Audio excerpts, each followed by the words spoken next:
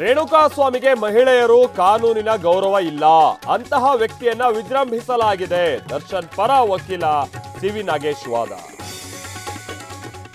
ದರ್ಶನ್ ಹೇಳಿಕೆ ಪ್ರಕಾರ ಸಾಕ್ಷ್ಯ ಸೃಷ್ಟಿಗೆ ಯತ್ನ, ಹೊಡೆದ ಆರೋಪವಿದೆ, ಹಗ್ಗದಿಂದ ಉಸಿರುಗಟ್ಟಿಸಿ ಕೊಂದಿಲ್ಲ. ವಕೀಲ ಸಿವಿ ನಾಗೇಶ್ ಪ್ರಬಲ ವಾದ. ಗವಿಯಪ್ಪ ಅವರಿಂದ ಸ್ಪಷ್ಟನೆಯನ್ನ ಕೇಳ್ತೀನಿ, ಬೇರೆ ಶಾಸಕರು ಬಹಿರಂಗ ಹೇಳಿಕೆ ನೀಡಿದ್ರೆ ಶಿಸ್ತು ಕ್ರಮ. ಡಿಸಿಎಂ ಡಿಕೆ ಶಿವಕುಮಾರ್ ಅಸಮಾಧಾನ. ಮುಡಾದಲ್ಲಿ ಕೋಟ್ಯಾಂತರ ರೂಪಾಯಿ ಅಕ್ರಮದ ಆರೋಪ, ಆರ್ಟಿಐ ಕಾರ್ಯಕರ್ತ ಗಂಗರಾಜುಗೆ ಇಡಿ ನೋಟಿಸ್, ನಾಳೆ ವಿಚಾರಣೆಗೆ ಹಾಜರಾಗುವಂತೆ ಸೂಚನೆ. ಆ ಮುಸ್ಲಿಂ ಜನಾಂಗಕ್ಕೆ ಈ ವೋಟಿನ ಪವರೇ ಇಲ್ಲ ಅಂತ ಮಾಡಿಬಿಟ್ರೆ ಕಾನೂನು, ಆಗ